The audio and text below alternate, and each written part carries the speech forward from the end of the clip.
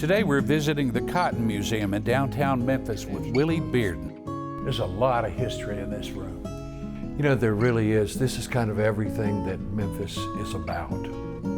Willie created much of the content that's around us here. Willie is a filmmaker, a documentarian, a writer, photographer, a musician. Occasionally, he's a disc jockey. Willie Bearden is our guest this time on A Conversation With.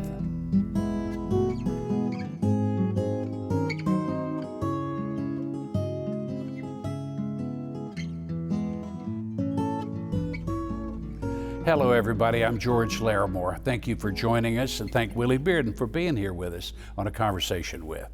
Thanks for having me. This is it's going to be a fun conversation. Absolutely. I have a feeling.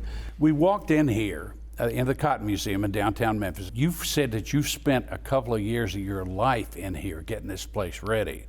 You know, I did, and I think if you look around this place, this is kind of the foundational story of Memphis. I mean, it has, you know, all the parts. It's cotton, but it's so much more. It's transportation, it's blues music, it's culture, you know, it's race, it's kind of everything that Memphis is. And if, in case you don't know Memphis very well, if you're new to this city or new to this region, Memphis was the cotton capital of the world for a long time. Now that's been a few years ago, but it was important in the foundation of the city, as you said. Yeah, exactly.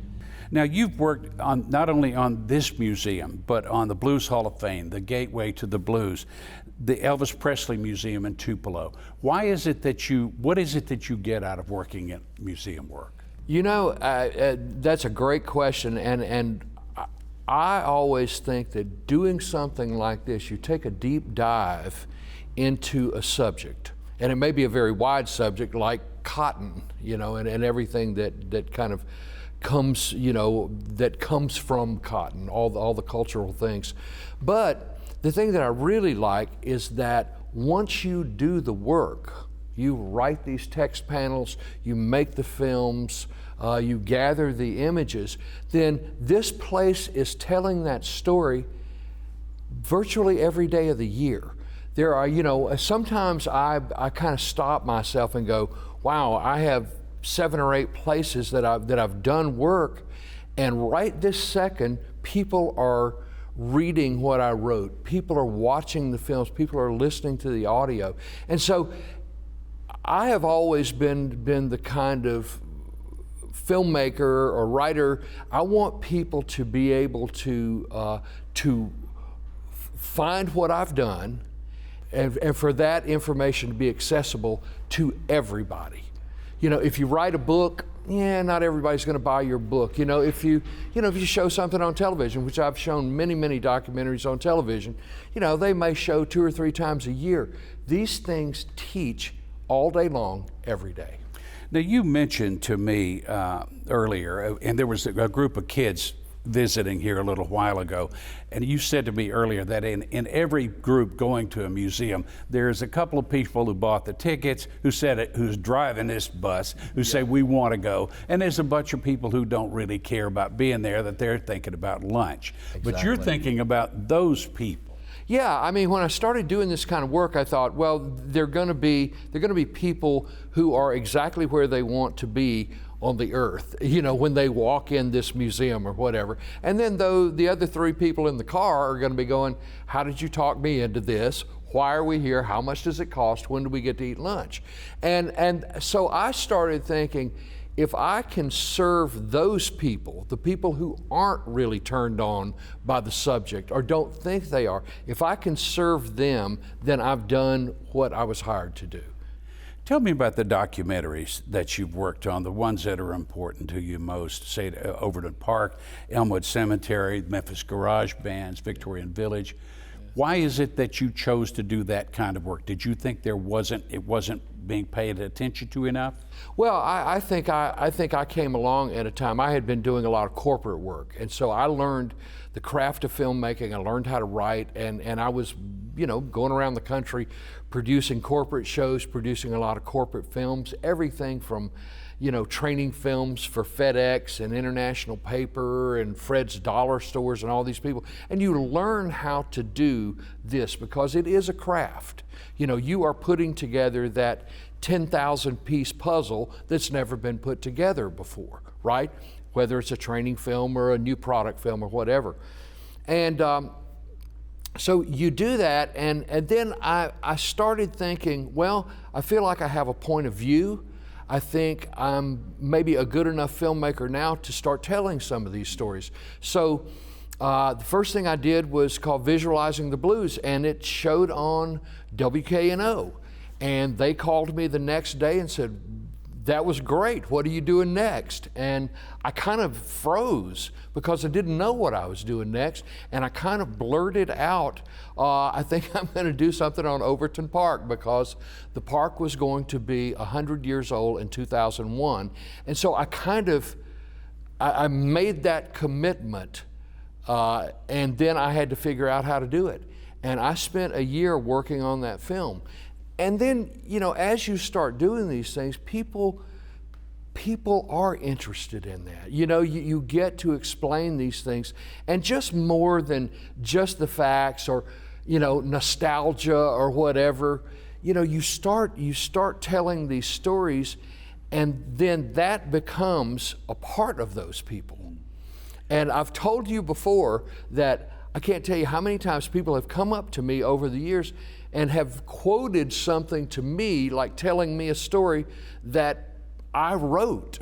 You know, and I would never say, hey, I wrote that. But, you know, you learn these things and you put it out on a film or whatever, and then that becomes information that you've passed on and actually given somebody that gift of that knowledge.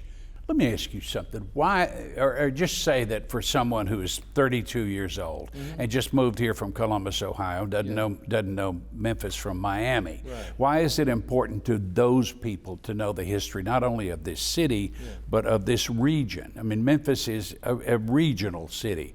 Why is that important that they know the things that you can tell them? You know, Memphis is really at the center of a lot of what American popular culture is.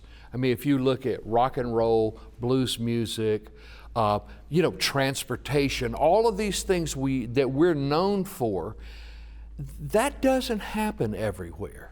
So, you know, and you know, you may be from Iowa, and there are lots of great things about Iowa, but there are so many different things that have been innovated here and created here that we just take as American culture now, but it happened here. So yeah, I would say somebody new to Memphis, to really understand this place is to drink it in, is to really kind of savor that you're in a very special place on the planet. I'll ask you what people ask you all the time. What are you doing next?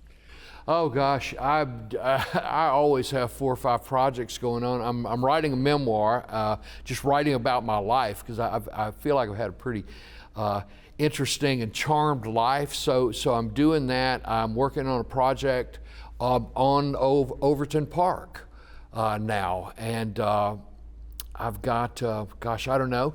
I just finished writing some historical text panels for the Bearwater neighborhood, which is up north of downtown, around, you know, in the up to what we know as the Uptown neighborhood now. So I just do a lot of different projects. I have things working that I know I'll be working on for a year or two, and that's okay. I mean, that's what I do in my spare time, you know, and lots of times there's no money for this. I mean, so kids, if you're out there thinking you're going to make a lot of money making films, it just doesn't work that way. So, but you look at, you know, if there is, you know, if you look at legacy and you look at what you've left for people, and knowing that these films are going to be around for a long, long time, and books are going to be around for a long, long time, then that's certainly enough for me. And you've written a lot of books too. You've written a lot of books too. Yeah. You like doing that as well, as a way of sharing history. You know, I do, and what I found is that when you did a documentary film, you would wind up with I don't know, maybe a couple of hundred images left over that didn't make the film, but they're great images and really help tell the story.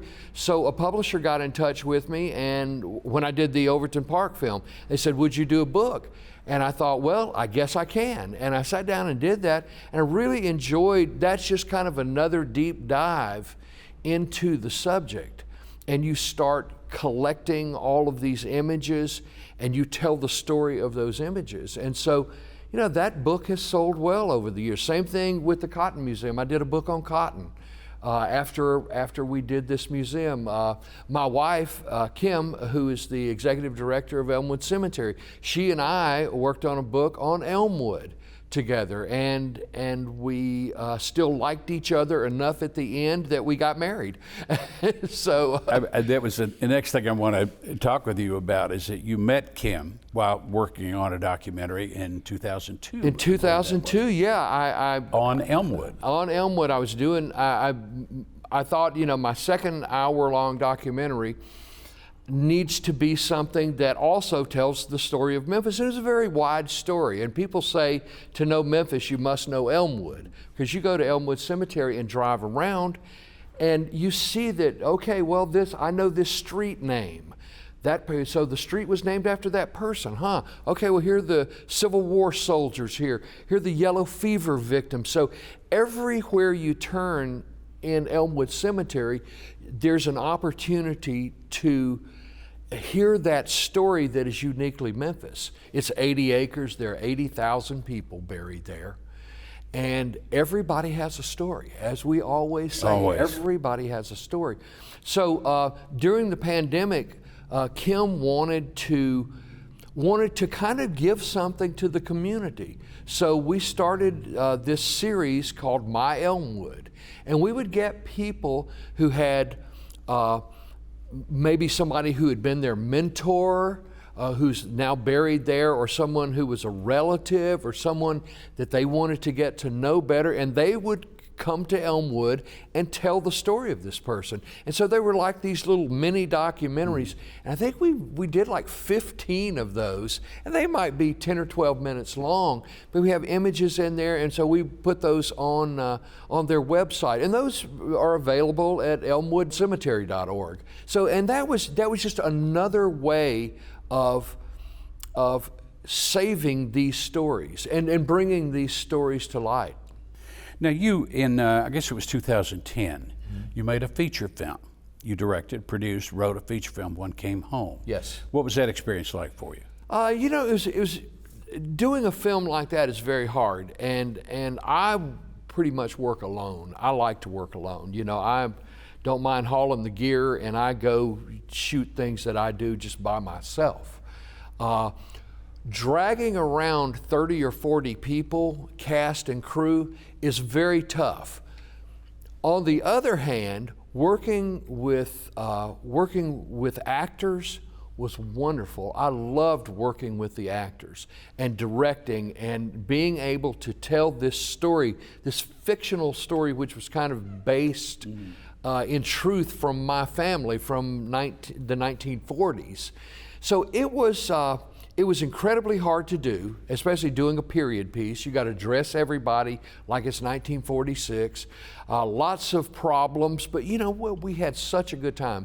We shot 22 days over about a 30-day period. We shot at Davies Manor, which is the oldest home in Shelby County. They were so nice to us to let us use that as a location. We shot in other locations, down in Holly Springs, Mississippi, and here in downtown Memphis at Ernestine and Hazel's, and a few places like that. But it was an incredible experience to do that. Once we were finished with the film, it played at the Studio on the Square for 3 weeks, and we made a little bit of money on that. I just never could take it to the point where we could take it to a national level. I got you. But it was worth doing. All right, in terms of a full disclosure in this interview, you Yeah. and I have known each other. We've been friends for a long, long time. 52 years, I believe. 52 years. Yeah. We got to know each other first at Northwest Mississippi, what was then called Junior College in Senatobia.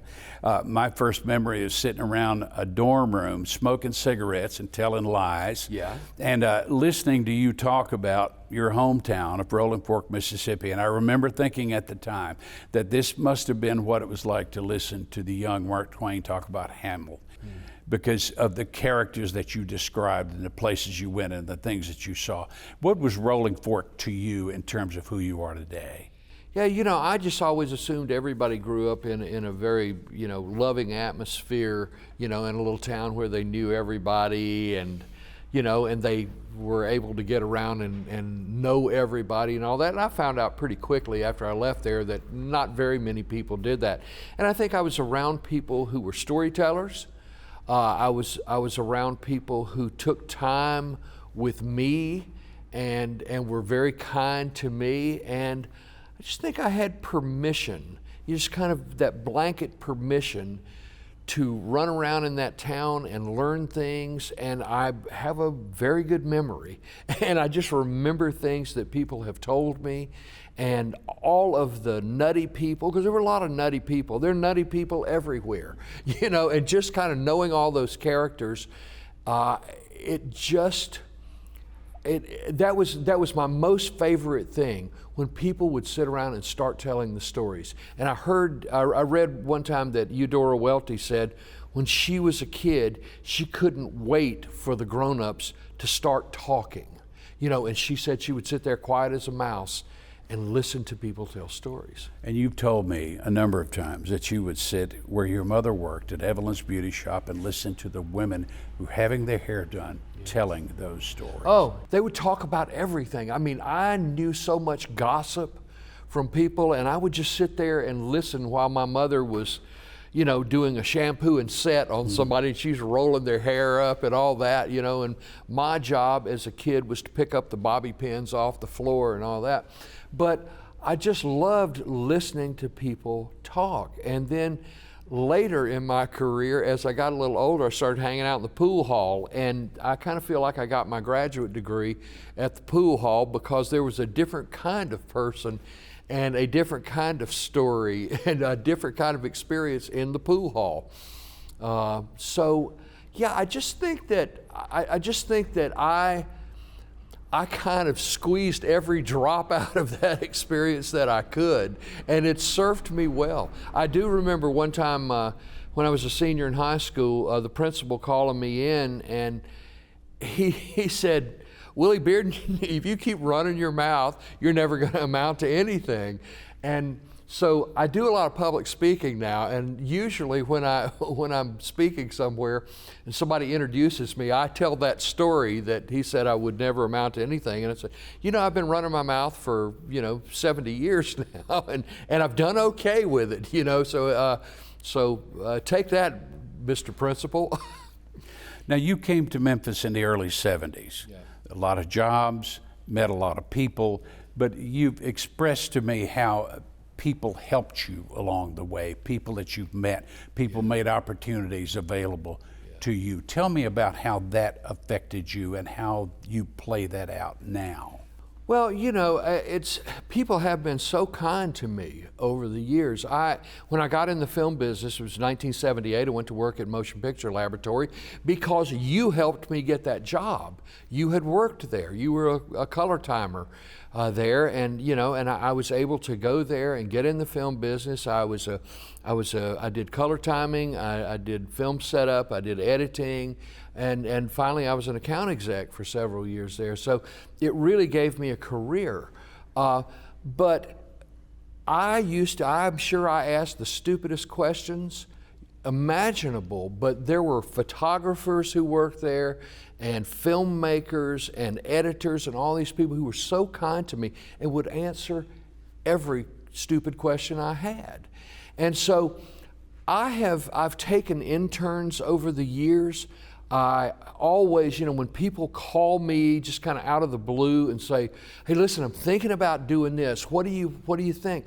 I always try to pay back those kindnesses that people did for me, and especially like taking on interns and things, and just letting people see if they want to be a part of this business. So, yeah, I've tried to pass that along. It is very important to me. I think it's one of the things that you've said to me many times is that notion of being encouraged and encouraging people in turn. And I think that's, if anyone takes anything away from this conversation, I would like for them to take that away, because you do that so often in the life that you live. Well, and people, like I say, people have done that for me. I got to know Shelby Foote, who's the great writer, the great novelist and writer, historian, wrote about the Civil War. The first thing I had on Channel 10 in, I guess, 1998 or 99, he called me the next day and said, "I sure enjoyed what you had on television. I hope you'll do more of that." And he and I got to be friends on the phone, and he always encouraged me. And I mean, for somebody who was such an established writer and just kind of a sage, for somebody to take the time to give me a compliment and to encourage me, it was everything to me. I mean, if you need permission, Shelby Foote's good enough permission for me. You were saying it's one of the things about working here in the film business is that you have to do everything. So what do you say to young people who want to follow where you went? Well, as far as my experience, yes, you do have to do everything. I mean, if you live in New York or Chicago or Los Angeles, you can be an associate producer or an assistant director. You can't be that in Memphis. You better know how to do everything. So when I started my business, I saw very quickly, when I was out on my own, that I had to become a good writer, I had to become a shooter, I had to become an editor, and thank goodness that technology was pushing along at that point in history to where we moved from having to pay, $300-400 an hour to edit, at a facility, to where you could do it on your desktop. And so I've been doing, I probably had the first non-linear computer-based editing system anywhere around here. But I saw that technology, and I knew that how my business was, that I had to know how to do everything. And I used to have employees, and I do prefer to work alone. But you need to know music, you need to know how to mix audio, you need to just know how to do a lot of things, or you're not going to make a living. You and I often say in conversation that everybody's got a story. Yeah. What's your story? Everybody has that foundational story, that something has happened to them or they've been through something, whatever their experience has been. And you grew up in a difficult family life. I did. I grew up in an alcoholic home. My father was an alcoholic. And so, back in the 60s, people didn't talk about these things. These days, people talk about these things. People talk about going into recovery. People talk to kids about parents who are maybe addicts or something. They didn't do that back then. It was, you could get fired if they knew you went to AA. Or, and just people, that was the World War II generation, and they were great for a lot of things, but not that. And it devastated a lot of people. And, as far as my family, it was just always a lot of chaos. And you were never quite sure what was going on, and I was just kind of ready to get out of there. And, and there were traumatic experiences that happened to me I still think about to this day. And I know that I'm just like everybody else out there. Everybody has those things. And so I always try to tell people, no matter what's happened to you, that doesn't have to define you. And talk to people about that and reach out, because especially today, there are so many services for people. There are so many people who've been through exactly what you've been through, and you can get help. And I went to a 12-step program for friends and relatives of people who are addicted to, you know, alcohol, drugs, whatever. But I went there and I really learned a lot. And it set me free from a lot of what had kind of haunted me. And you start to realize that, you know, no one's immune to that. No one is immune to that. So, you know, by talking about these things, by facing these things head on, then people do get well and people are able to flourish. People often ask me what you're like, people who know who you are but don't know you, and they ask me what you're like because they know that you and I have been friends for a long time. And I always say that of everyone I know or everyone I've ever met, I think you've taken your God-given talents and made the absolute most out of them, more than anyone I've ever met. Really? Well, I thank you for saying that. I thank you for thinking that. I've certainly tried. I've certainly tried. I and want to. You're still trying. Well, yeah, absolutely. Present tense. Yeah, I am. I'm still trying. You know, every day. But one thing that I do understand, because I've had a lot of people who've come to me and they want to be filmmakers, want to do documentaries, want to do, you know, this kind of work. They say, but I just don't think I'm good enough. And I said, you know what? B+ is good enough. It may not be A+, but at some point you have to finish something. Because I know people who were probably 10 times better writers than I am, better shooters and all this stuff, who've never finished a film. And so that doesn't even matter. You don't even get in the game. You don't get on the field if you can't finish something. So believe me, I've learned how to finish things. I don't miss deadlines. I can do it. And it may be B+, but I take what I have known and I try to do the best I possibly can with it. Well, you're A+. Willie, thank you for being here. And thank you all for joining us on a conversation with Willie Bearden. We really appreciate you being here. We appreciate the people at the Cotton Museum allowing us to come in and work here today. Thank you for joining us, and we'll see you again next time.